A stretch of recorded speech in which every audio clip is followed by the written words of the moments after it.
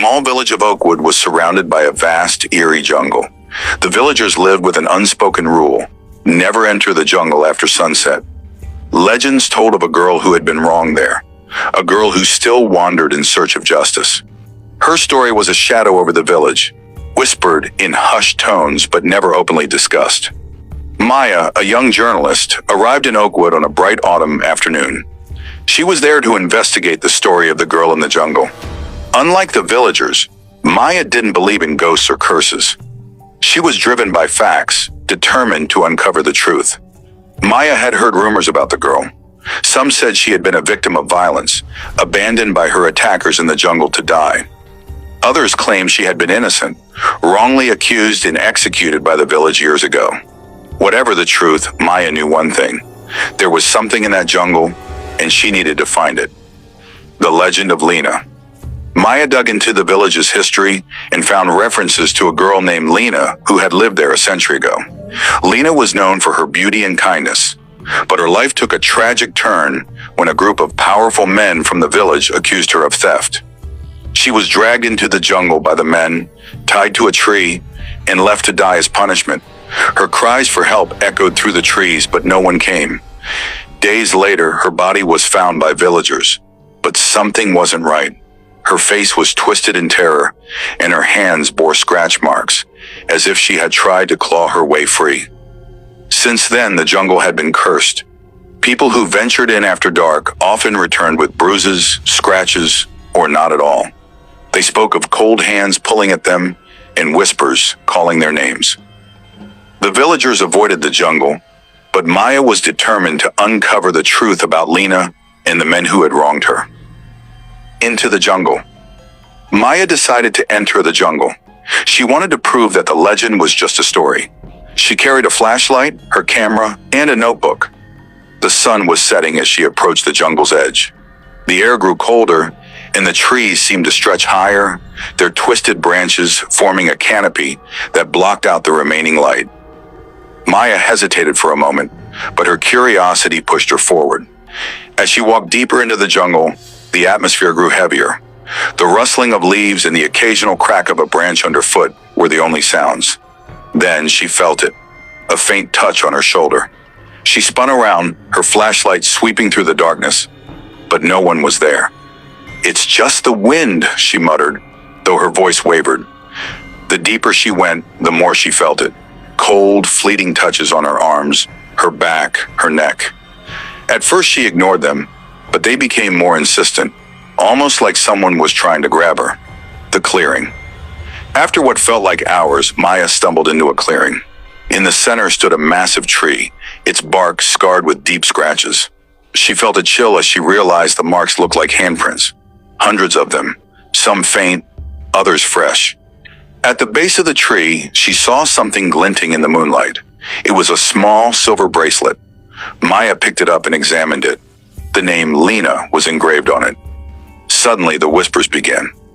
At first, they were soft, indistinct, like the rustling of leaves, but they grew louder, forming words. "Help me!" Maya's breath hitched. She turned in a circle, shining her flashlight into the darkness. "Who's there?" she called out, her voice shaking. The whispers grew louder. Then she saw her, a figure standing at the edge of the clearing. Lena. Her face was pale, her eyes hollow, and her long hair matted with dirt. She wore a torn dress, and her hands were stretched out toward Maya. "Help me," she whispered again, her voice like the wind. The attack. Before Maya could react, she felt hands grabbing her. Not just one pair, but many. Cold, strong hands pulling at her arms, her legs, her hair. She screamed and struggled, dropping her flashlight. The light flickered and went out, plunging the clearing into darkness. The hands didn't let go. They dragged her toward the tree, and she realized she couldn't move. "Stop!" she screamed, but the whispers drowned her out. Then she heard a new voice, deep and menacing. "She doesn't belong here." Maya felt the hands release her. She collapsed to the ground, gasping for air. When she looked up, she saw shadows moving, tall, dark figures circling the clearing. Lena stepped forward, her hollow eyes locked on Maya. They hurt me. They must pay. Maya didn't understand. Who? She asked, her voice trembling. The men, Lena whispered. They come here still. They think they're safe. But they're not. The ending. The whispers stopped, replaced by a deafening silence. Maya watched in horror as the dark figures dragged something into the clearing. 4 men, bound and gagged, their eyes wide with terror. Maya recognized them. They were villagers, descendants of the men who had wronged Lena. The figures held the men against the tree, and Lena stepped closer. Her hands, once pale and weak, now glowed with an unnatural light. She touched each man, and they screamed. Maya couldn't move. She wanted to run, to help, but her body refused to obey.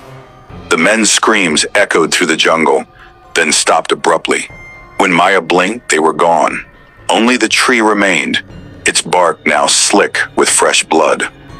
Lena turned to Maya, her expression softening. Thank you, she said. You brought the truth.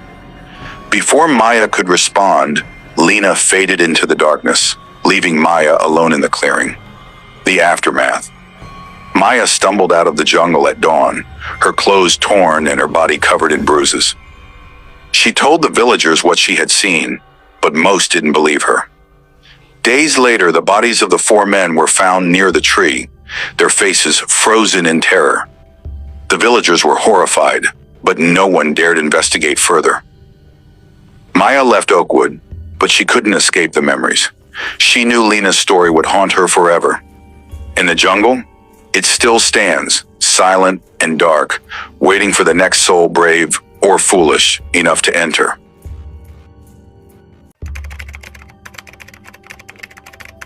The jungle of Shadowvale was notorious for its dark and unwelcoming presence. Local legends described it as a place where reality twisted, and nothing was as it seemed. Villagers spoke of people entering the jungle and returning broken, their minds plagued with visions of terror. Some never came back. They called it the jungle of hallucinations. For Claire, a young therapist visiting the nearby town, the stories were fascinating but hard to believe. She wasn't the superstitious type. Claire had spent years studying the human mind, and she was confident hallucinations were a product of trauma, stress, or illness, not ghosts or curses. But one fateful day, everything changed. The missing friends. Claire's trip to Shadowvale had been peaceful until she overheard a frantic conversation in the town square. A young man named Adam was begging for help. His 2 friends had gone into the jungle the previous night and hadn't returned. Claire couldn't ignore the desperation in Adam's voice. She offered to help.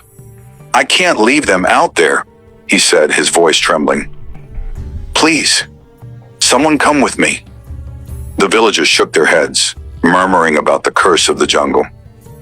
It's madness, one man muttered. You go in there, you lose your mind. Against her better judgment, Claire decided to join Adam. She felt a strange pull toward the jungle, as if it was calling her.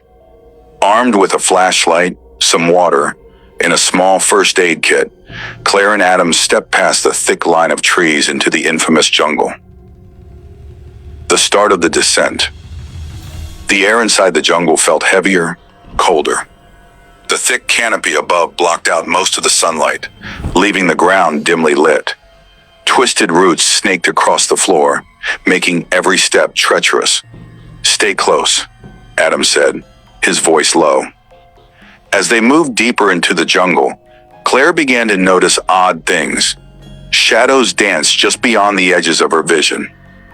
The rustling of leaves sounded too deliberate, too human. At one point she thought she heard a faint giggle, but when she turned, there was no one there. Did you hear that? She whispered. Adam nodded but didn't respond. His face was pale, his eyes darting nervously. Then they found the first sign of the missing friends, a torn backpack hanging from a low branch, its straps shredded as if by claws. The first touch. As they ventured further, Claire felt a strange sensation, a soft brush against her arm. She stopped and looked around, but there was nothing there. Adam, she said, did you just touch me? No, he replied, not even turning to look at her. The sensation returned, this time on her shoulder, then her back. Claire spun around, her flashlight slicing through the darkness. "Who's there?" she called out. There was no answer. Only the whisper of the wind. The clearing. After hours of wandering, they stumbled into a clearing. It was eerily quiet, the kind of silence that presses against your ears. In the center of the clearing was a large, ancient tree with thick, gnarled roots. Adam froze. "This is where they said they'd set up camp," he said. But there was no camp, no tent, no fire pit, just the tree, its bark scarred with strange, twisting patterns that looked almost like faces. Claire stepped closer to inspect the tree. As she reached out to touch the bark, she felt it again. A hand brushing against hers. This time it wasn't faint. It was firm, deliberate. Claire gasped and jerked her hand back. "Adam, someone's here," she said. But when she turned to look at him, he wasn't paying attention. His eyes were fixed on the tree, his face slack and expressionless. "Adam?" The hallucinations. "Begin," Adam suddenly screamed, clutching his head. "They're here! They're all around us!" Claire tried to grab him, but he pulled away, stumbling backward. "Adam, calm down! There's no one here!" But even as she said it, Claire felt the hands again. Dozens of them. Cold, skeletal fingers brushing against her arms, her neck, her face. She swatted at the air, her heart racing. The whispers began. Soft at first, then louder, overlapping, suffocating. "Go back. Leave. You shouldn't have come." Claire squeezed her eyes shut, trying to block out the voices. When she opened them again, the clearing had changed. The tree was now surrounded by shadowy figures. Their forms were human-like, but distorted, their faces blurred and shifting. "Adam," Claire whispered, "we need to leave." The revelation. Adam didn't respond. He was staring at one of the figures, tears streaming down his face. "It's her," he whispered. "Who?" Claire asked. "My sister," he said, his voice breaking. "She disappeared here 5 years ago." Claire looked at the figure Adam was pointing to. It was smaller than the others, its head tilted as if it were watching them. "That's not your sister," Claire said firmly. But Adam didn't listen. He stumbled toward the figure, his hands outstretched. "No!" Claire shouted, but it was too late. As Adam touched the figure, it dissolved into smoke. A moment later, he collapsed to the ground, his body limp and lifeless. The escape! Claire didn't have time to grieve. The figures were closing in, their blurred faces becoming clearer. They were human. Men, women, children, all staring at her with hollow eyes. She felt the hands again, pulling her backward toward the tree. She struggled, screaming, but the hands were relentless. "Why are you doing this?" she cried out. A voice answered, low and guttural. "You came looking for the truth." Claire's mind raced. She remembered the stories, the legends about the jungle. It wasn't haunted by ghosts. It was haunted by memories. The jungle trapped the pain and fear of everyone who had ever died there, and it used hallucinations to feed on new victims. "I didn't hurt anyone!" Claire screamed. The hands paused, their grip loosening. The figures stopped moving, their hollow eyes fixed on her. "Go," the voice said, "and never return." The aftermath. Claire ran. She didn't know how she found her way out, but she didn't stop until she burst through the tree line and into the bright sunlight. The villagers found her hours later, trembling and covered in scratches. They asked about Adam, but she couldn't bring herself to answer. Claire left Shadowvale the next day, vowing never to return. But the jungle never left her. At night, she still feels the hands brushing against her skin, and sometimes in the silence of her room, she hears the whispers, "You shouldn't have come."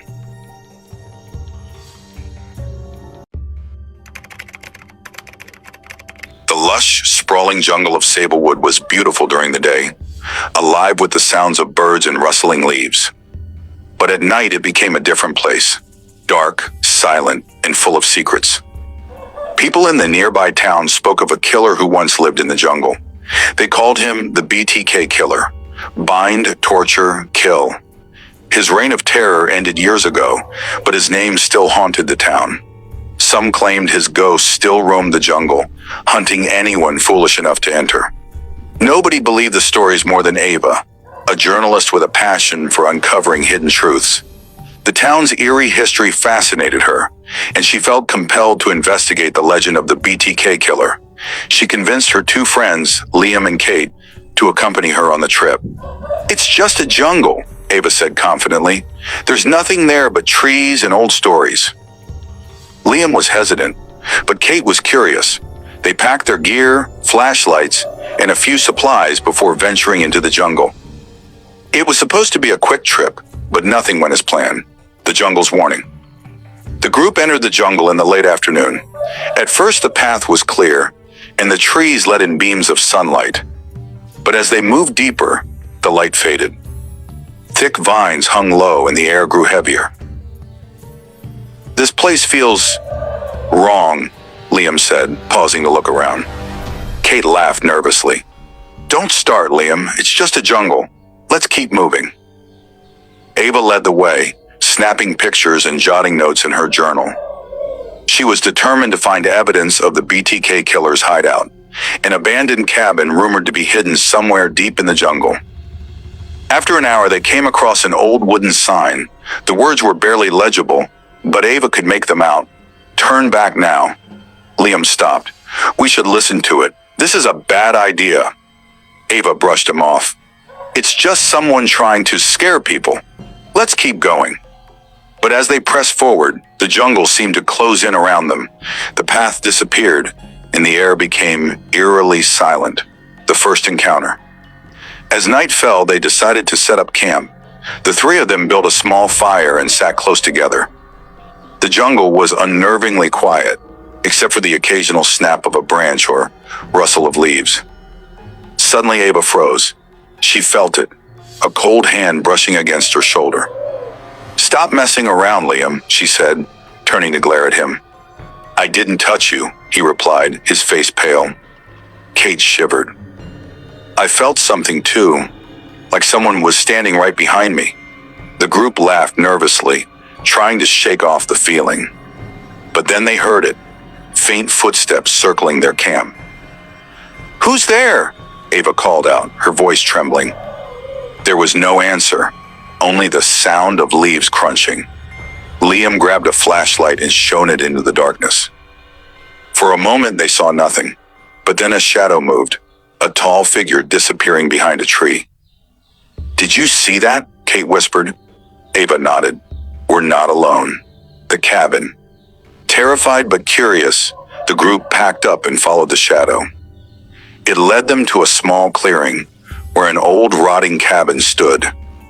The walls were covered in moss, and the windows were shattered. "This must be it," Ava said, her voice a mix of fear and excitement. Liam hesitated. "We should leave, now." Ignoring him, Ava pushed open the creaky door and stepped inside. The air was thick with the smell of decay. Broken furniture and scattered papers littered the floor. On the wall, they found old photographs, blurry images of people tied up, their faces twisted in terror. "This is his place," Kate whispered, backing away. Suddenly, they heard a thud from upstairs. "Someone's here," Liam said, gripping his flashlight like a weapon. Ava motioned for them to follow her. "We can't leave now. We have to see who it is." The basement. The sound led them to a trapdoor in the floor. Ava hesitated before pulling it open, revealing a dark, narrow staircase. "You're not seriously going down there," Kate said, panic in her voice. "We have to," Ava insisted. One by one, they descended into the basement. The air was damp and cold, and the smell of rot was overwhelming. At the bottom, they found a small room lit by a single flickering bulb.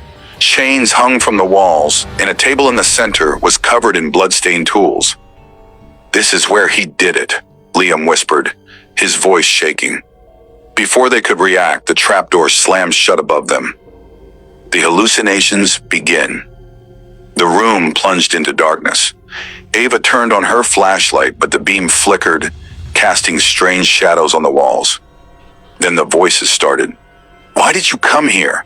You can't leave. Join us, Kate screamed as she felt cold hands grab her arms. She spun around, but no one was there. I'm not imagining this, she cried. They're real. Liam backed into a corner, his eyes wide with terror. I can feel them too. They're touching me. Ava tried to stay calm, but the whispers grew louder, overlapping until they became unbearable. She felt something brush against her neck, then her face. Stop it, she screamed, swinging her flashlight wildly. The shadows on the walls began to move, forming figures, tall, faceless shapes with long, skeletal arms.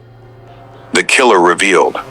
One of the shadows stepped forward, solidifying into a man. He was tall and thin, with hollow eyes and a twisted grin.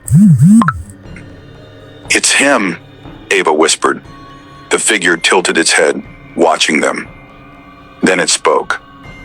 You shouldn't have come here. Kate bolted for the stairs, but the trapdoor wouldn't budge. The killer moved closer, his footsteps slow and deliberate. What do you want? Ava demanded, her voice trembling. The killer smiled. To finish what I started. The escape. Liam grabbed a broken chair leg and swung it at the killer, but it passed through him like smoke. The killer laughed, a low, guttural sound that echoed through the room. This isn't real, Ava said, trying to convince herself. It's just hallucinations. But the cold touch of the hands and the terror in her friend's eyes felt all too real. Close your eyes, she told them. Don't look at him. Reluctantly, Kate and Liam obeyed. The whispers grew louder, but Ava focused on the sound of her breathing. Slowly, the voices began to fade. When they opened their eyes, the killer was gone. The trapdoor creaked open, revealing the night sky above. The aftermath. The group stumbled out of the jungle at dawn, exhausted and shaken. They didn't speak of what had happened, but the terror lingered in their eyes. Ava wrote about the experience, but no one believed her story. The jungle of Sablewood remained, silent and waiting for its next victims. Even now, Ava can still feel the cold hands brushing against her skin at night. And sometimes in the corner of her room, she sees a shadow watching her. The BTK killer was gone, but his jungle was forever cursed.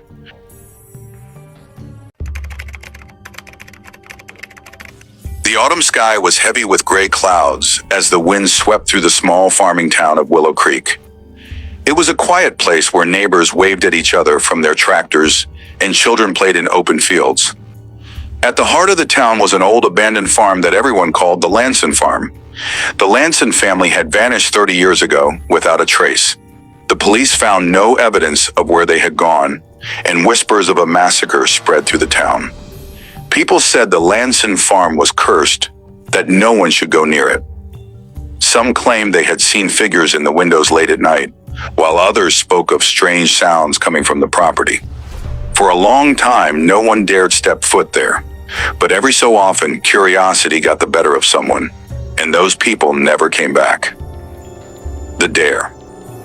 Ellie, her younger brother Jake, and their cousin Mia were spending the weekend at their grandparents' farmhouse, not far from the Lanson property. The three of them had grown up hearing stories about the farm, but had never dared to visit it. That Saturday evening, as they sat around a flickering fire in the living room, Mia brought it up. Have you ever been to the Lanson farm? She asked, her voice low. Ellie shook her head. Are you kidding? Grandma would kill us if we even thought about it. Jake grinned mischievously. Maybe we should. It's just an old house. What's the worst that could happen? Mia leaned closer. I heard that if you go there at night, you can hear screams. They say the Lanson family was killed by someone they knew. People think it was a neighbor. Ellie rolled her eyes. That's just a story to scare kids. But as the night wore on, the idea stuck. By the time the fire had died down and the house was quiet, Jake convinced them to sneak out. We'll just take a look from the outside, he promised.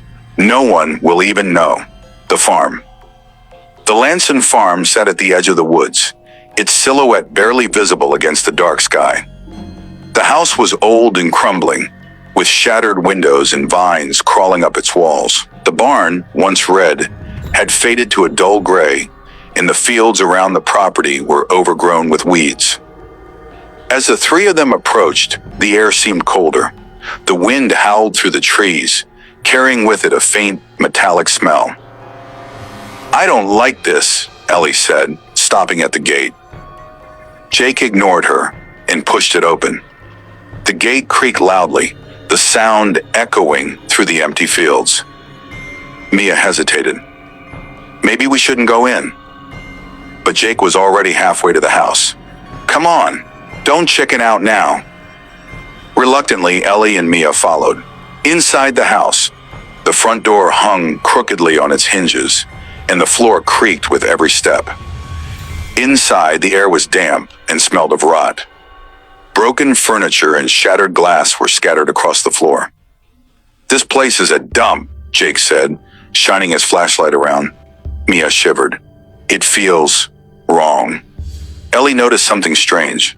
The dust on the floor was disturbed, as if someone had been walking through recently. "Guys," she whispered, "we should leave." Jake laughed. "Relax. It's just an old house. There's no such thing as ghosts." But as they moved through the rooms, the feeling of being watched grew stronger. In the kitchen, Ellie froze. On the table were 3 plates, each with rotten food still on them. It was as if the Lanson family had been in the middle of dinner when they disappeared. "Let's go," she said, grabbing Jake's arm. But before they could leave, a loud bang echoed through the house. The barn.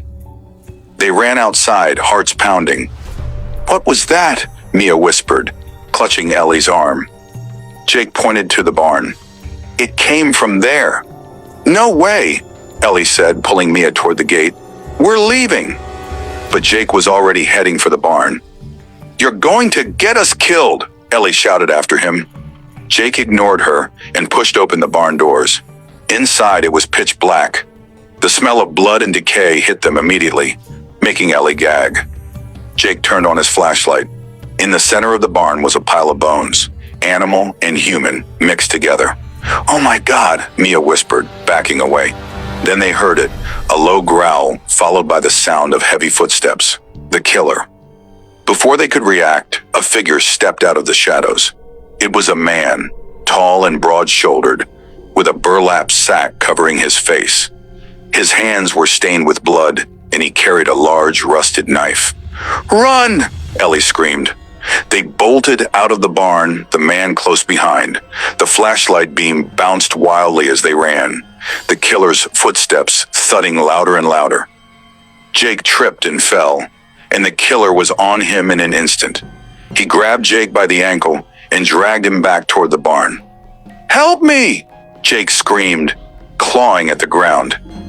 Ellie and Mia stopped, torn between saving him and escaping.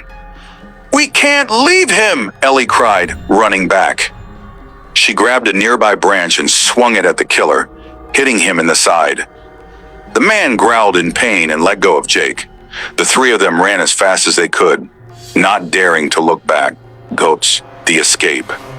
They reached the gate, but the killer was still chasing them. Ellie grabbed a rock and threw it at his head, buying them just enough time to climb over the fence. Once on the other side, they ran until they reached the main road. A passing truck screeched to a halt when the driver saw them. "What happened?" the man asked, stepping out. Ellie pointed back toward the farm.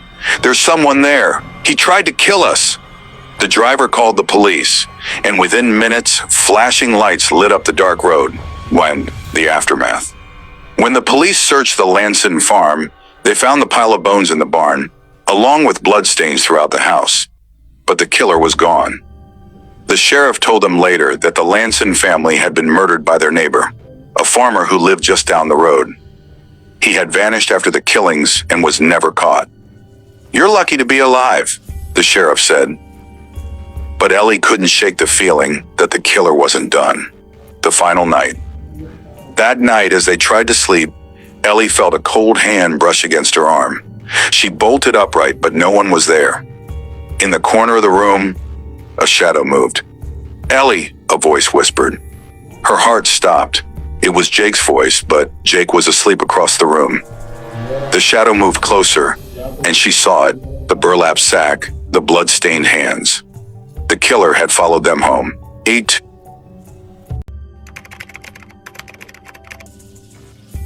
The Johnson family decided to take a weekend trip to escape the noise of the city. Robert and Lisa, along with their 2 children, Emma, 12, and Noah, 8, wanted to reconnect with nature. They packed their SUV with camping gear and drove to the countryside. Their destination? A remote area called Hollow Creek, known for its serene river surrounded by dense jungle. Lisa had read online that the place was beautiful, untouched, and far from tourist crowds. But there were whispers about strange occurrences, disappearances, and eerie legends about the jungle surrounding the river. Robert dismissed them as nonsense. "It's just stories to keep thrill seekers away," he said with a laugh. Lisa wasn't so sure, but she didn't want to argue. Into the jungle. As they drove deeper into the jungle, the road narrowed. The towering trees grew so close together that they blocked out the sunlight, casting the path in shadows. Noah was the first to speak up. "Why is it so dark, Mom?" he asked, pressing his face against the window. "It's just the trees, honey." "Don't worry," Lisa replied, though she felt a knot tighten in her stomach. They finally reached a clearing by the river just before sunset. The water was calm, almost unnaturally so. It reflected the jungle around it like a mirror, and the air was thick with silence. "This is perfect," Robert said, stepping out of the car. "Let's set up the tent here." Emma and Noah played by the riverbank while Lisa helped Robert unload their gear. The silence felt heavy, but the family tried to ignore it, focusing on their camping tasks. The first sign. After dinner, they gathered around a small campfire. Noah poked the flames with a stick, while Emma scrolled through her phone, frustrated at the lack of signal. The silence was broken by a splash in the river. "What was that?" Emma asked, sitting up straight. "Probably a fish," Robert said, but his voice sounded uncertain. Lisa shivered as a cold breeze brushed past her. "It's getting late. Let's call it a night," she said.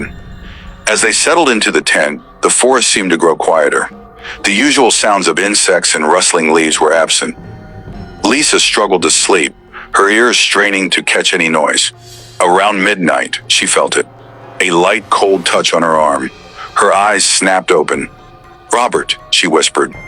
But Robert was fast asleep beside her. She looked around, but there was no one else in the tent. Shaking it off as her imagination, she closed her eyes, but the unease lingered. A stranger by the river. The next morning, they explored the area around the river. Emma pointed out strange markings on the trees. Handprints, faint and smeared, like someone had dragged their hands through the bark. "These look weird," she said, running her fingers over one. "Probably some animal," Robert replied, though he didn't sound convinced. Later, as Noah played near the river, Lisa spotted a figure standing on the opposite bank. It was a woman, dressed in old, tattered clothes. Her hair hung over her face, and she didn't move. "Robert," Lisa said, her voice trembling. "Look." By the time Robert turned, the woman was gone. "You're imagining things," he said, but Lisa could see the worry in his eyes, the river's grip. That evening, the atmosphere grew heavier. The children stayed close to the fire, sensing their parents' unease. Just as the sun dipped below the horizon, Emma screamed. "Something touched me," she cried, clutching her arm. Lisa rushed to her daughter's side. There was a faint red mark on Emma's wrist, as if someone had grabbed her, but there was no one there. "It's just a bug bite," Robert said, trying to stay calm. But Lisa wasn't convinced. "We should leave," she whispered to Robert when the kids weren't listening. "It's late," Robert replied. "We'll go first thing in the morning." That night, the cold touches returned.